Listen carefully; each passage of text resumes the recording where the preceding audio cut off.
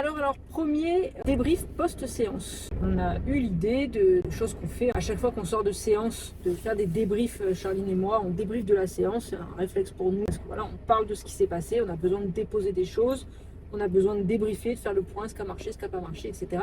Et on s'est dit en fait que ces échanges-là qu'on a toutes les deux sont hyper riches. Ben, on pouvait les filmer et vous faire bénéficier de ces échanges. Donc on a pensé à une structure bien évidemment, mais c'est une première, donc pardonnez-nous si ça part un peu dans tous les sens. Mais on va essayer de vous débriefer un peu sur les choix qu'on a fait, quand on peut vous le dire, près de quel public, quels étaient les objectifs, quel est le type d'atelier qu'on a mis en place, pourquoi on a pris le chien, pourquoi on l'a fait à tel et tel endroit. Donc les débriefs vont se construire avec les séances qu'on va faire. Mais voilà, on va essayer un peu de vous donner des choses comme ça. Et puis débriefer, mais là, sortie de séance. À chaud, ouais. Donc ouais, forcément, à chaud, ça va, nous connaissant, on parle beaucoup et ça va partir un peu dans tous les sens. Mais je pense que c'est intéressant en fait d'avoir ce retour à chaud de la réalité du terrain, plutôt qu'un discours lissé, réfléchi, structuré, qui en plus ne nous ressemble pas forcément. Donc voilà, on vous propose ce premier format. On va se lancer. Fin de séance en unité protégée d'une part et ensuite en EHPAD. Déjà, on y allait pour tester de nouveaux ateliers.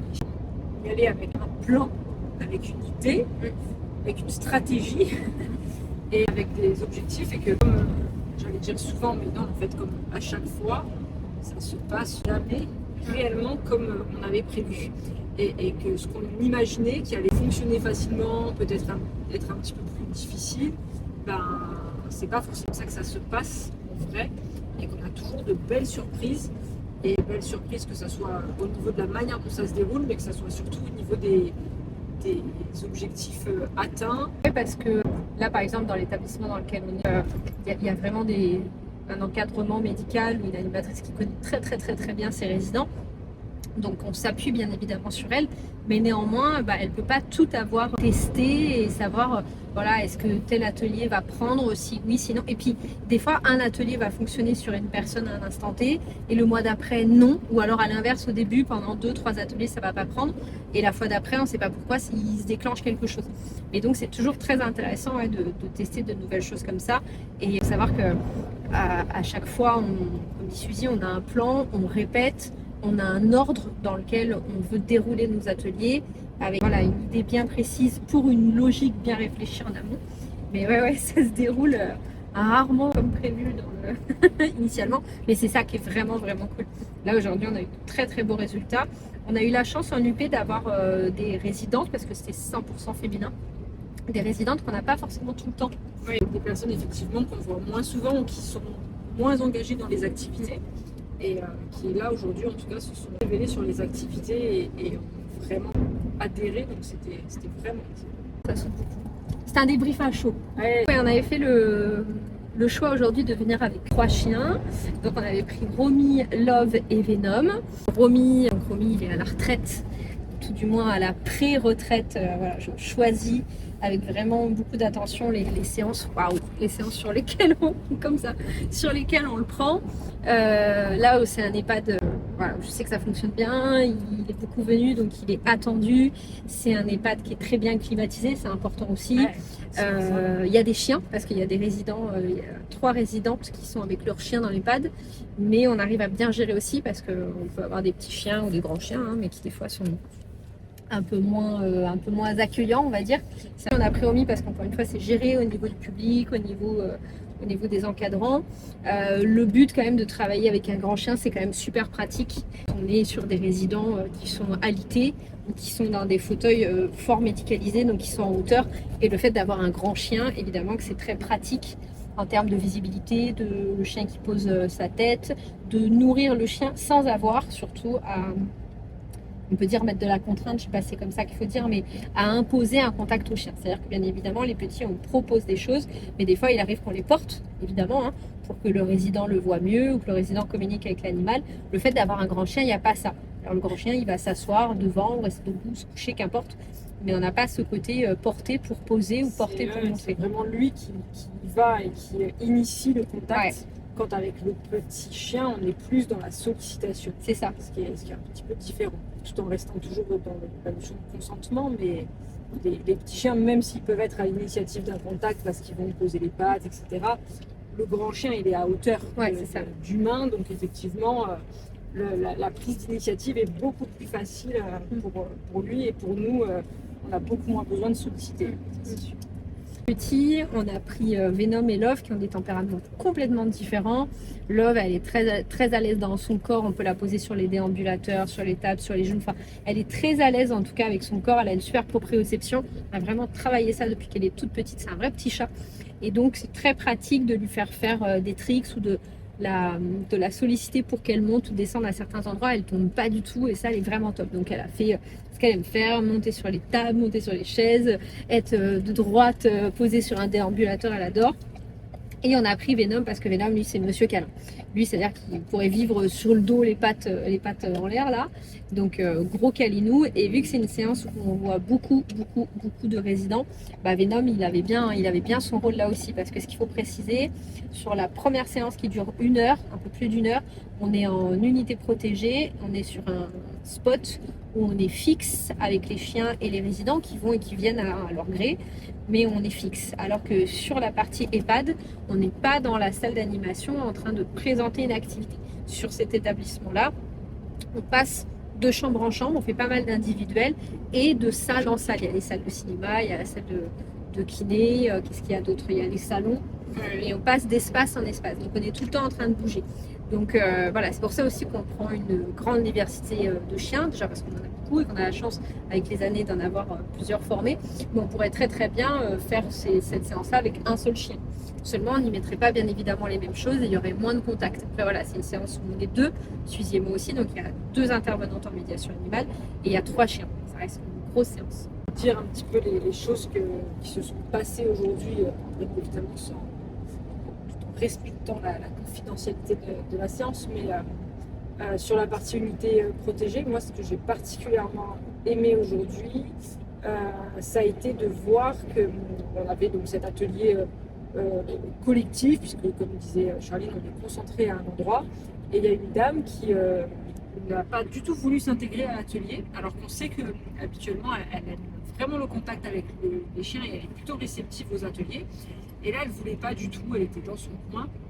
Et c'était assez intéressant au final de voir que ce qui bloquait n'était pas le fait de faire l'atelier avec les chiens, c'était le fait d'être avec les autres. L'atelier lui a été proposé sur la table sur laquelle elle était, en autonomie et en solo. Et c'était vraiment top parce qu'en plus elle a des capacités cognitives sur l'atelier bien là et bien aiguisée, donc elle a réalisé l'atelier vraiment toute seule en autonomie et en prenant un réel plaisir. C'est une dame qui est d'habitude et malgré tout assez fermée au niveau de ses émotions, on a du mal à déceler ce qu'elle ressent. Et là, dès que j'ai remis des planches d'atelier, à chaque fois que je suis revenue dire bah, c'est bon, vous avez fini, je vous en remets, ça vous fait plaisir, elle était tout sourire, elle était au taquet de l'activité. Et c'était vraiment cool de se dire ok, bah, finalement, ouais, on était parti sur une activité collective. Des fois, on est un peu gêné à se dire bah, cette personne-là, elle ne veut pas participer. Et c'est frustrant pour nous et on se dit aussi pour l'équipe bah, de se dire on est là et puis la personne elle ne profite pas. Et là, c'était vraiment cool finalement de tenter de lui poser l'atelier à elle toute seule en autonomie. Du coup, c'était intéressant de le faire comme ça. Oui, et c'était top parce que là encore, l'importance de travailler avec, là c'est l'animatrice qui est top, c'est-à-dire que d'elle-même, elle l'a sollicité au début comme elle le fait à chaque fois pour qu'elle vienne s'installer avec nous à la grande table et elle a dit non.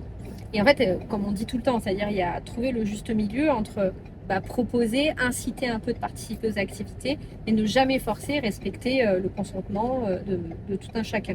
Et donc c'est ce qu'elle a fait en disant on va la laisser et peut-être que de nous voir ça va lui donner envie. Et au final on voyait que de loin elle regardait bien ce qui se passait. On sait très bien qu'elle avait des réponses à plein de choses qu'on demandait. Elle adore brûler les lèvres de participer, tout à fait. Et le fait de se dire ok je peux peut-être travailler comme ça en autonomie, c'était hyper intéressant. Cette séance, ce qui est top, et des fois c'est pas le cas, c'est que du tout été dérangé, je vais utiliser le mot dérangé sciemment, par les familles ou par kiné, ergo, du personnel qui personnel qui est essentiel évidemment dans la vie des bénéficiaires. On ne vient pas là-dedans, mais je m'explique, il arrive des fois qu'on est en séance collective. on essaye, nous, voilà, d'initier des interactions, de créer quelque chose, de contact avec le chien. Et d'un coup, un tiers arrive et dit ah bah machin, c'est l'heure d'aller marcher. Ou alors la famille arrive, ah bah tiens, alors tu fais quoi? Alors ça part jamais évidemment d'un acte malveillant, hein, mais c'est-à-dire que des fois on est aussi perçu, et ça je pense que c'est important de le dire, bah on est la médiation animale, on vient avec les chiens, bon bah ouais ok c'est Bien cool, faire mais mumuse. on vient faire mumuse avec les chiens, j'allais le dire, exactement. Alors que non, il y a un réel fil rouge conducteur tout au long de nos séances. Donc aujourd'hui, c'était vraiment confort de ne pas être dérangé par, par des tiers qui viennent nous enlever le résident parce que c'est l'heure de ci, c'est l'heure de ça. Enfin, c'est affreux ça. Oui, je vois très bien à quoi tu fais, à quel événement tu fais référence. Et c'était en plus une résidente qu'on avait eu du mal sur plusieurs séances à mobiliser avec nous. Et sur cette séance-là, enfin, le déclic, Ça se débloquait, ouais. Ouais, la parole qui se libère, la gestuelle, les interactions avec les chiens. L'animatrice, elle était en transe de voir que c'était bon, c'était déclenché. Et effectivement, une des personnes de l'équipe médicale est venue parce qu'elle avait décidé que c'était le moment de faire son job avec cette bénéficiaire, alors que vraiment, il aurait pu y avoir d'autres choses de fait en attendant en parallèle, mais voilà. Elle a été soustraite à l'activité et la dame ne voulait pas y aller, disait non, non, non, non, non, non, et là on l'a pris par la main, on l'a forcé, on parlait du consentement, on l'a forcé à quitter l'activité. Et quand elle est revenue 15 minutes après, donc, parce qu'elle se jouait à 15 minutes, revenue 15 minutes après, on l'avait perdue, éteinte, retour à la case départ, fini quoi. C'était fini. Ouais, c'est bien évidemment que cette personne qui est venue prélever la dame a son travail à faire, etc. Mais la prise en compte du métier de chacun et le respect du métier de chacun n'est pas toujours au rendez-vous. Et ouais, je le vois très bien pourquoi Charline dit ça. Et effectivement, aujourd'hui, ça a déroulé nickel. Mais au même titre que les familles, encore une fois, on va pas se mentir, et là je vais parler que des UP ou des EHPAD, hélas, et c'est pas le débat, mais hélas, il y a très peu de visites. On voit très peu de familles. On voit très peu de familles. Voilà, les gens sont loin, les gens travaillent. Bref, c'est pas la question. Mais il y a très peu de visites. Mais 4 fois sur 5, quand il y a des visites, ça ne nous aide pas. Parce que, évidemment, le résident est hyper content de voir un membre de sa famille. Et donc, bien évidemment, que son attitude change. Ce qui est tout à fait normal. Mais ce qui serait top, et là, c'est aussi à nous d'avoir sans doute un pouvoir un peu éducatif auprès aussi des familles, mais c'est d'intégrer, en fait, les familles devraient s'intégrer à la séance. Au même titre qu'il y a quelques temps, pareil avec une résidente avec qui c'est pas facile d'interagir, et là pareil en unité protégée, ça déroule, on arrive à créer du contact, on arrive à faire quelque chose qui était génial, et quelqu'un de la famille, ou je sais pas, bref, quelqu'un de l'entourage arrive, dit bah tiens je te donne un café machin, donc un café bouillant quand nous on a des chiens sur la table et tout ça, bah non, ça marche pas. Et puis après elle me dit ah bah vous voulez bien prendre en photo avec je sais pas, c'était même pas sa famille en plus, c'était une amie à elle. Et encore une fois c'est très bien de venir voir les gens en EHPAD ou en UP, mais vous pouvez me prendre en photo, alors qui était en train de vous me prenez en photo, enfin non moi je suis en train de bosser, je suis pas là en train de prendre des photos. Donc bien évidemment, on va nuancer parce que tout n'est pas tout blanc ou tout noir. Bien sûr que de prendre une photo, ça dure 30, même pas 3 secondes, ça fait plaisir et tout ça, c'est ok. Mais là, c'est-à-dire qu'on était en train de travailler, en train de créer un contact, il se passait vraiment quelque chose, et en un claquement de secondes, tout est balayé. Donc voilà, ça arrive régulièrement, mais on a quand même aussi des familles, comme là c'était le cas, et quelques familles qu'on a croisées, des accompagnants qu'on croise souvent, qui s'extraient en fait. Quand ils nous voient arriver, ils s'extraient, ils se mettent un petit peu en retrait pour nous laisser dérouler la séance, et ça c'est trop bien. Ou s'intègrent, mais avec beaucoup d'intelligence déjà humaine et sociale, et en fait une logique quoi. Et aujourd'hui ça s'est bien passé aujourd'hui. Donc ouais, on peut dire que c'est l'été. Et qu'on va pas se mentir, l'été, les odeurs, c'est difficile aussi. Travailler l'été en maison de retraite, c'est difficile. Ouais, c'est difficile. Pour les odeurs, c'est hard. Et il faut se dire que du coup, pareil, en fait, pour nos chiens, le monde d'odeurs, il est aussi complètement différent, plus intense, plus fort. Pas facile, ça. On peut parler peut-être pas de la séance en elle-même, mais de l'émotion qu'on a ressentie aujourd'hui en apprenant qu'un des résidents n'était pas là, un résident qu'on adore, on les aime tous, mais il y a du lien qui se crée parfois plus avec certains et aussi par l'intermédiaire du chien.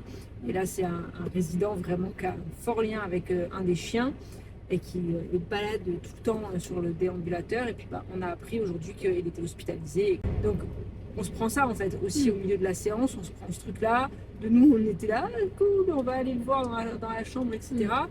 Et non, il n'est pas là, il est hospitalisé. Et c'est dur en fait, c'est dur et pim, faut enchaîner.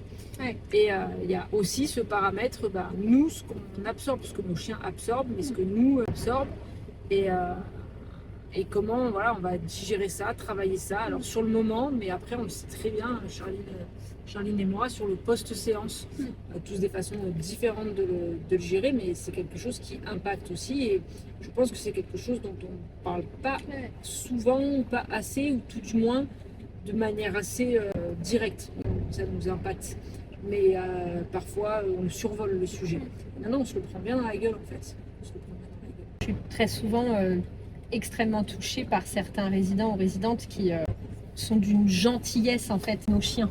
Et ça me touche ça, moi, peu importe le public, mais ça me touche toujours les gens qui sont dans le respect, dans l'amour inconditionnel donné à nos animaux. Nous, on les aime parce que ce sont nôtres, bien évidemment, mais ils ont une façon d'aimer qui est comme eux, c'est inconditionnel. Et quand on apprend qu'on les reverra plus ou que ils sont décédés, ça c'est vraiment difficile. Ouais, c'est difficile. Mais au même titre qu'on a rencontré tout à l'heure une résidente, je pense qu'elle est à un stade de sa vie où elle supporte plus les gens. Je pense qu'on va finir comme ça. On va vieillir. À chaque fois on dit ça on sera comme ça. Mais par contre, les animaux, c'est toute sa vie. Mais toute sa vie, que quand elle les voit, elle pleure. Ça transpire d'elle de la tête aux pieds. Et là, tout à l'heure, il met les chiens qu'elle et tout. Et puis, on se voit le mois prochain. Et en fait, c'est toujours fort quand la personne vous dit droit dans les yeux, c'est pas si je serai là en fait. Et le mois prochain, peut-être. Et ça, c'est quelque chose qui, nous, à 40 ans, on l'a pas en fait. Parce que l'être humain, on vit comme si on était immortel. Sauf que je pense qu'arrive un certain âge, arrivent certaines douleurs, certaines pathologies, la vie, tu te rends compte que non, t'es pas immortel. Et là, c'est en maison de retraite, donc cette dame a vraiment toute sa tête, elle est bien consciente de la situation. Elle a été hospite, en plus opérée et tout ça. Et elle te dit, je sais pas si on se reverra en fait. Et ça, c'est quelque chose qui me... Parce qu'en fait, il t'envoie droit dans les yeux, les gens, un espèce de truc, un espèce de... Là, c'était de la détresse. C'est de la détresse, c'est un cri du cœur. Et c'est tellement vrai. Mais au même titre que nous, on sera peut-être plus là le mois prochain aussi. Oui, mais là, elle l'a dit avec cette détresse. C'est cette urgence en fait. Il y a une vraie urgence. Et elle était, à chaque fois qu'on vient, tous ces gens qui nous disent merci d'être venu, merci d'avoir pris le temps, merci. C'est incroyable. Et pour vous dire, on n'a pas fait cette séance parce que j'étais malade. Donc la dernière fois, on n'a pas pu venir. On a dû la décaler à aujourd'hui parce que j'étais malade. Et le nombre de personnes qui nous a dit ça va mieux, c'était laquelle de vous deux qui était malade, est-ce que ça va, qu'est-ce que vous avez eu.